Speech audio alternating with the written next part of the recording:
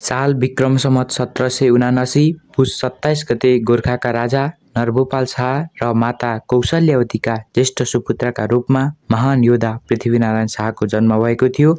त्यस बेला नेपाल कम्तीमा 53 क्षेत्रमा विभाजित थियो। त्यसमध्ये एक राज्य गोर्खा थियो। बाबु म अलि रोगी भए नत्र गोर्खा राज्यलाई दुःख दिने, सबैलाई ठेगान लगाउँथे भनेर नरभूपाल शाहले पृथ्वीनारायण शाहलाई भनेका थिए।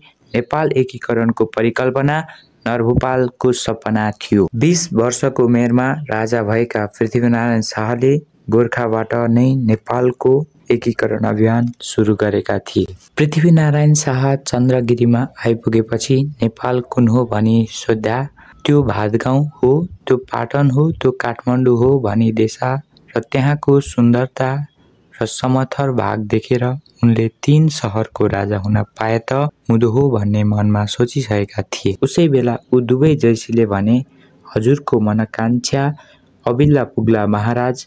पृथ्वीनारायण शाह आश्चर्य र चकित परेर भने, मेरा पेटका कुरो कसो गरी जान्यौ भनी जयसीलाई सोद्धा जयसीले भने, जसै नेपालमा नजर दिनुभयो उसै बेला मोचमा बाहुली दिँदा मनमा नेपालको राजा हुन पाए त हुँदो हो भनी जयसीले भनेका थिए।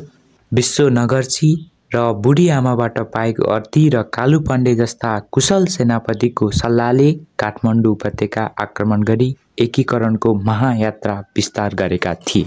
उनी कहिले हार नखाने र नयाँ नयाँ योजना बनाएर आफ्नो कार्यक्षमता सफल पार्ने व्यक्ति थिए। त्यो मन परे लाइक, सब्स्क्राइब, सेयर गर्न नभुल्नुहोला।